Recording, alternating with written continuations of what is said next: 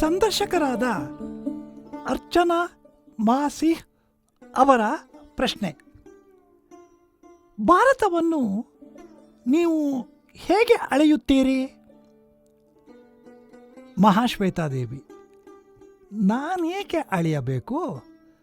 ಅಂತಹ ಆಕಾಶವಾಣಿಗಳನ್ನು ನುಡಿಯುವುದಕ್ಕೆ ನಾನೇನು ದೇವತಾ ವ್ಯಕ್ತಿಯಲ್ಲ.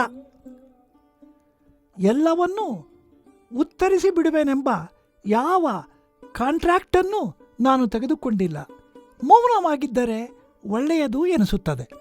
ಸಂದರ್ಶಕರು: ಮತ್ತೆ ಇನ್ನೊಂದು ಪ್ರಶ್ನೆ. ಮಹಾಶ್ವೇತಾದೇವಿ: ಹೇಳಿದನಲ್ಲ, ಎಷ್ಟು ಪ್ರಶ್ನೆಗಳನ್ನಾದರೂ ಬಿಡಿಸಿ ಬಿಡುವೆ ಎಂಬ ಒಪ್ಪಂದವನ್ನೇನು ನಾನು ಮಾಡಿಕೊಂಡಿಲ್ಲ. ಎಷ್ಟೆಲ್ಲ ಪ್ರಶ್ನೆಗಳನ್ನು?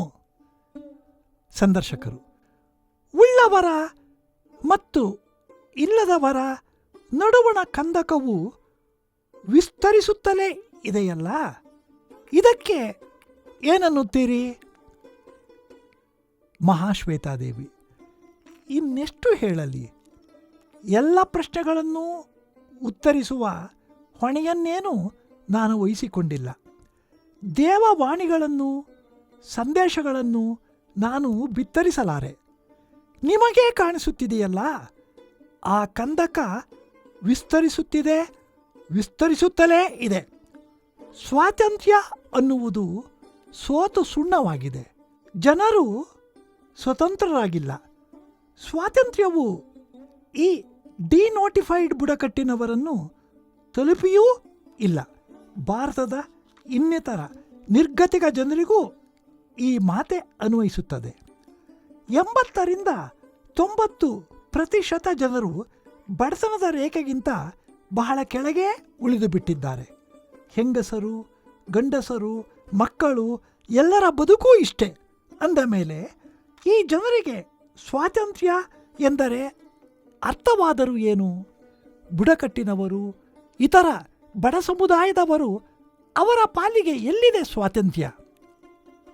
ಪ್ರಶ್ನೆ: ಒಮ್ಮೆ ನೀವು ನಿಮ್ಮ ಸ್ತನದಾಯಿನಿ ಕಥೆಯ ಪಾತ್ರವಾದ ಯಶೋದೆಯನ್ನು ಪಶ್ಚಿಮ ಬಂಗಾಳಕ್ಕೆ ಹೋಲಿಸಿ ಮಾತನಾಡಿದ್ದೀರಿ. ದಿನನಿತ್ಯದ ಬದುಕಿಗಾಗಿ ಇತರರ ಮಕ್ಕಳಿಗೆ ಮೊಲೆಯೂಡಿಸುವ ಆ ಹೆಂಗಸು ಹೀಗೆ ಮೊಲೆಯೂಡಿಸುತ್ತಲೇ ಕೊನೆಗೊಮ್ಮೆ ಸ್ತನದ ಕ್ಯಾನ್ಸರ್ಗೆ ತುತ್ತಾಗಿ ಸತ್ತು ಹೋದ ಯಶೋದ. ಮಹಾಶ್ವೇತಾದೇವಿ: ಪಶ್ಚಿಮ ಬಂಗಾಳಕ್ಕಲ್ಲ, ಇದು ಇಡೀ ಭಾರತಕ್ಕೆ ಹೋಲಿಸಿದ್ದು. ಪ್ರಶ್ನೆ: ಭಾರತವನ್ನು ಯಶೋದೆ ಎಂದು ಏಕೆಂದಿರಿ? ಮಹಾಶ್ವೇತಾದೇವಿ: ನನಗನ್ನಿಸುತ್ತೆ, ನಾವೆಲ್ಲ ನಮ್ಮ ದೇಶದಿಂದ ಪ್ರತಿಯೊಂದನ್ನೂ ಪಡೆದುಕೊಳ್ಳುತ್ತಲೇ ಇರುವೆವೇ ಹೊರತು ಒಂದಿಷ್ಟನ್ನಾದರೂ ಅದಕ್ಕೆ ಮರಳಿಸುವುದಿಲ್ಲ. ಪ್ರಶ್ನೆ: ಬಂಗಾಳದ ಬುಡಕಟ್ಟು ಜನರ ಪುನರ್ವಸತಿಗಾಗಿ ಅವೆಷ್ಟೋ ವರ್ಷಗಳಿಂದ ದುಡಿಯುತ್ತಿದ್ದೀರಿ. ಪಕ್ಕದ ಈಶಾನ್ಯ ಭಾರತದ ಬುಡಕಟ್ಟು ಜನರ ತಳಮಳದ ಬದುಕಿನ ಬಗ್ಗೆ ನಿಮ್ಮ ಅಭಿಪ್ರಾಯವೇನು?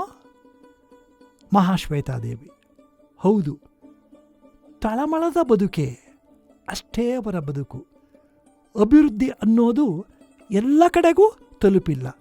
ಈ ದೇಶದಿಂದ ಅವರಿಗೆ ಲಭ್ಯವಾಗಿರುವುದು ಏನೂ ಇಲ್ಲ. ತಳಮಳವಲ್ಲದೆ ಇನ್ನು ಹೇಗಿರಲು ಸಾಧ್ಯ? ಬುಡಕಟ್ಟುಗಳು ಮಾತ್ರವೇನು? ಪ್ರತಿಯೊಬ್ಬರೂ ತಳಮಳದಲ್ಲೇ ಇರುವುದು. ಪ್ರಶ್ನೆ: ಹಜಾರ್ ಚೌರೆ ಶೀರ್ಕಿ ಮಾ ಬಗ್ಗೆ ನಿಮಗೆ ತೃಪ್ತಿ ಇದೆಯೇ? ಚಲನಚಿತ್ರ ಚೆನ್ನಾಗಿ ಬಂದಿದೆ ಎನಿಸಿದೆಯೇ? ಜಯಾ ಬಚ್ಚನ್ ತಮ್ಮ ಪಾತ್ರಕ್ಕೆ ನ್ಯಾಯ ಸಲ್ಲಿಸಿದ್ದಾರೆ ಎನ್ನುತ್ತೀರಾ? ಮಹಾಶ್ವೇತಾದೇವಿ: ಚಿತ್ರದ ಬಗ್ಗೆ ನನಗೆ ತುಂಬ ಖುಷಿಯಾಗಿದೆ. ಪ್ರಭಾವಶಾಲಿಯಾಗಿದೆ. ತೃಪ್ತಿ ಎನಿಸುತ್ತದೆ. ಪ್ರತಿಯೊಬ್ಬರೂ ತುಂಬ ಚೆನ್ನಾಗಿ ಕೆಲಸ ಮಾಡಿದ್ದಾರೆ. ನಾನು ಒಂದೇ ಒಂದು ಬಾರಿಯಷ್ಟೇ ಚಿತ್ರ ನೋಡಿದ್ದು.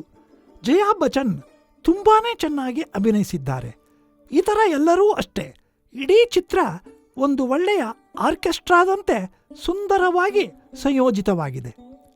ಪ್ರಶ್ನೆ: ಭಾರತೀಯ ಲೇಖಕಿಯಾಗಿ ಸಮಕಾಲೀನ ಭಾರತೀಯ ಸಾಹಿತ್ಯವನ್ನು ಹೇಗೆ ಗ್ರಹಿಸುವಿರಿ?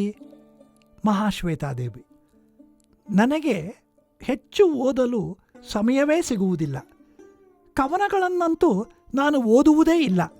ಕಳೆದ 20 ವರ್ಷಗಳಲ್ಲಿ ನಾನು ಕತೆ ಕಾದಂಬರಿಗಳನ್ನು ಓದಿರುವುದು ಕೂಡ ತುಂಬ ಕಡಿಮೆ. ಸಿನಿಮಾ ಮಂದಿರಗಳಿಗೆ, ನಾಟಕಗಳಿಗೆ ಅಥವಾ ಸಂಗೀತ ಕಾರ್ಯಕ್ರಮಗಳಿಗೆ ಹೋಗುವುದೆಂಬುದೇ ಇಲ್ಲ. ಸಮಯವೇ ಇಲ್ಲ.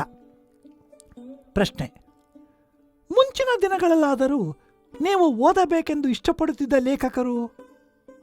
ಮಹಾಶ್ವೇತಾದೇವಿ: ಈಗಲೂ ಕೂಡ ನಾನು ಇಷ್ಟಪಟ್ಟು ಓದಬೇಕೆನ್ನುವ ಲೇಖಕರು ಸಾಕಷ್ಟಿದ್ದಾರೆ.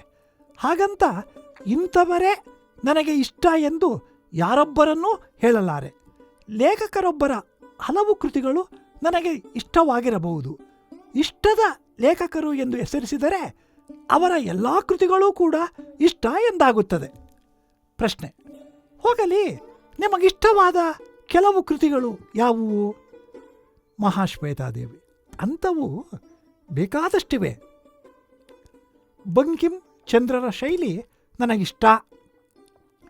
ಕೃಷ್ಣ ಕಮಲ್ ಭಟ್ಟಾಚಾರ್ಯರ ಹೆಸರು ಬಹಳ ಜನ ಕೇಳಿಲ್ಲ. ತಾರಾಶಂಕರ್ ಬ್ಯಾನರ್ಜಿ, ಮಾಣಿಕ್ ಬ್ಯಾನರ್ಜಿ, ಹೀಗೆ. ಪ್ರಶ್ನೆ: ನೀವೊಬ್ಬ ಅಪರೂಪದ ಲೇಖಕಿ. ಪ್ರಧಾನವಾಗಿ ಚಳವಳಿಗಾರರಾಗಿಯೇ ಅವತರಿಸಿದವರು. ಈ ಸ್ಥಿತ್ಯಂತರ ಹೇಗಾಯಿತು? ಮಹಾಶ್ವೇತಾದೇವಿ: ಹಾಗೇನಿಲ್ಲ, ಸ್ಥಿತ್ಯಂತರವೇನಲ್ಲ. ನನ್ನ ಬದುಕಿನಲ್ಲಾದ ಒಂದು ತಾರ್ಕಿಕ ಬೆಳವಣಿಗೆ ಅಷ್ಟೆ. ಚಳವಳಿ ಲೇಖಕಿ ಎಂಬ ಹೆಸರಿನಲ್ಲಿ ನನ್ನ ಕೆಲವು ಲೇಖನಗಳು ಸಂಕಲನಗೊಂಡಿವೆ. ಅಲ್ಲಿನ ಮುನ್ನುಡಿಯಲ್ಲಿ ಇದೆಲ್ಲ ಸ್ಪಷ್ಟವಾಗಿ ಬಂದಿದೆ. ಪ್ರಶ್ನೆ: ಸಮಕಾಲೀನ ಭಾರತೀಯ ಸಮಾಜದ ಸಂದರ್ಭದಲ್ಲಿ ಲೇಖಕರ ಪಾತ್ರವೇನು? ಲೇಖಕರು ತಮ್ಮ ಬರವಣಿಗೆಯಿಂದ ಸಾಮಾಜಿಕ ಬದಲಾವಣೆಗಳನ್ನು ತರಲು ಸಾಧ್ಯವೇ? ಅಥವಾ ಆ ಕಾಲ ಈಗಿಲ್ಲ ಎನ್ನುವಿರಾ?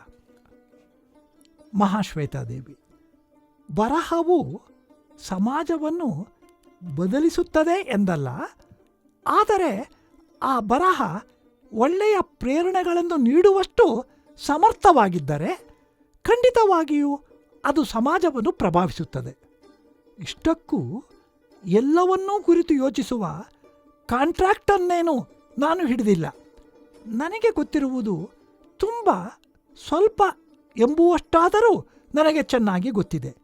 ನನಗೆ ಮಾತು ಕಡಿಮೆ, ಹೆಚ್ಚು ದುಡಿಮೆ ಎಂಬುದರಲ್ಲೇ ಹೆಚ್ಚು ನಂಬಿಕೆ. ಪ್ರಶ್ನೆ: ಈ ಪ್ರಶಸ್ತಿಗಳು, ಈ ಸಿನಿಮಾ, ಈ ಮಾಧ್ಯಮದವರ ಪ್ರವೇಶ ಇವೆಲ್ಲ ನಿಮಗೆ ಇರುಸು ಮುರುಸಿನದು ಎನಿಸುತ್ತಿದೆಯೇ?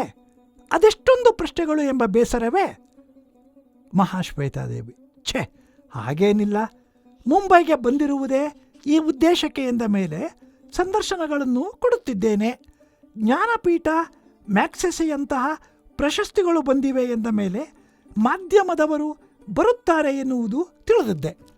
ನನಗೆ ಇಷ್ಟವಾಗುವುದೇ ಇಲ್ಲವೇ ಎಂಬುದು ಪ್ರಶ್ನೆಯೇ ಅಲ್ಲ. ನಾನು ಪ್ರಶಸ್ತಿಗಳನ್ನು ಪಡೆದೆ ಎಂದಲ್ಲವೇ ಜನ ಬಂದು ಭೇಟಿಯಾಗುತ್ತಿದ್ದಾರೆ. ಈ ಸಿನಿಮಾ ಬಿಡುಗಡೆಗೆ ಎಂದು ನಾನು ಮುಂಬೈಗೆ ಬಂದಿದ್ದೇನೆ. ನೀವೆಲ್ಲ ಬಂದು ಮುತ್ತುಕೊಳ್ಳುತ್ತಿದ್ದೀರಿ. ಪ್ರಶ್ನೆ: ಕಲ್ಕತ್ತಾದಲ್ಲಿ ಹೇಗೆ? ಅಲ್ಲೂ ಕೂಡ ಜನ ಇದೇ ರೀತಿಯಲ್ಲಿ ಮುತ್ತುಕೊಳ್ಳುತ್ತಾರಾ? ಮಹಾಶ್ವೇತಾದೇವಿ: ಬೆಳಗಿನಿಂದ ರಾತ್ರಿಯವರೆಗೂ ಜನ ಇದ್ದೇ ಇರುತ್ತಾರೆ. ಸಮಸ್ಯೆಗಳನ್ನು ಹೊತ್ತು ಬರುವವರು. ಬುಡಕಟ್ಟು ಜನ ಮಾತ್ರವೇನಲ್ಲ, ಕಷ್ಟದಲ್ಲಿರುವ ಅದೆಷ್ಟು ಜನ ನನ್ನ ಹತ್ತಿರ ಬರ್ತಾನೇ ಇರ್ತಾರೆ. ಪ್ರಶ್ನೆ: ಯಾವಾಗ ಬರಿತೀರಿ? ಅದಕ್ಕೊಂದು ನಿಗದಿತ ಸಮಯ ಅಂತ ಇಟ್ಕೊಂಡಿದ್ದೀರಾ? ಮಹಾಶ್ವೇತಾದೇವಿ: ದಿನಕ್ಕೆ 24 ಗಂಟೆ ಅನ್ನೋದನ್ನಂತೂ ಯಾರೂ ವಿಸ್ತರಿಸಲು ಸಾಧ್ಯವಿಲ್ಲವಲ್ಲ. ಅಂದರೆ ಏನು ಮಾಡುವುದಿದ್ದರೂ ಇದಿಷ್ಟೇ ಸಮಯದಲ್ಲಿ ಮಾಡಬೇಕು ತಾನೇ? ರಾತ್ರಿಯಲ್ಲೂ ಜನ ಬರ್ತಾನೇ ಇರ್ತಾರೆ. ಅಂದರೆ ಆ ರಾತ್ರಿ ಕೂಡ ನಾನು ಬರೆಯಲು ಕುಳಿತುಕೊಳ್ಳಲು ಸಾಧ್ಯವಾಗುವುದಿಲ್ಲ. ಪ್ರಶ್ನೆ: ಸದ್ಯಕ್ಕೆ ಏನು ಬರೆಯುತ್ತಿದ್ದೀರಿ? ಮಹಾಶ್ವೇತಾದೇವಿ: ಏನೂ ಬರೀತಿಲ್ಲ, ಸದ್ಯಕ್ಕಂತೂ ಹೀಗೆ ಈ ಮುಂಬೈಯಲ್ಲಿ ಕುಳಿತಿದ್ದೇನೆ. ಪ್ರಶ್ನೆ: ಕಲ್ಕತ್ತಾದಿಂದ ಹೊರಗೆ ಇದ್ದಾಗ ಏನೋ ಕಳೆದುಕೊಂಡಂತೆ ನಿಮಗೆ ಭಾಸವಾಗುತ್ತದೆಯೇ? ಮಹಾಶ್ವೇತಾದೇವಿ: ಹಾಗೇನಿಲ್ಲ, ಆದರೂ ಎಲ್ಲಾದರೊಂದು ಕಡೆ ಇರಬೇಕಲ್ಲ ಎಂದ ಮೇಲೆ ಕಲ್ಕತ್ತಾದಲ್ಲಿ ಇರಲು ಬಯಸುತ್ತೇನೆ. ಕಲ್ಕತ್ತಾ ಸ್ವಲ್ಪ ಚಿಕ್ಕ ನಗರವಲ್ಲವೇ? ನನಗೆ ನಿಭಾಯಿಸಲು ಸುಲಭ. ಇಲ್ಲಾದರೋ ಪ್ರತಿಯೊಂದಕ್ಕೂ ನಾನು ಗೋವಿಂದ್ ಅವರ ಕಾರನ್ನು, ಮತ್ತಾರೋ ಕೊಡುವ ಕಾರನ್ನು ಅವಲಂಬಿಸಬೇಕು. ಇನ್ನೇನು ಗೋವಿಂದ್ ಅವರು ಬರುವ ಸಮಯವಾಯಿತು. ಮಾನ್ಯರೇ, ಒಟ್ಟು 26 ಕಂತುಗಳಲ್ಲಿ ಮಹಾಶ್ವೇತಾದೇವಿಯವರ ಬದುಕು ಬರಹ ಎಂಬ ಲೇಖನದ ಓದು ಇಂದಿಗೆ ಮುಕ್ತಾಯಗೊಂಡಿದೆ. ಕೇಳುಗರಾದ ನಿಮ್ಮೆಲ್ಲರಿಗೂ ವಂದನೆಗಳು.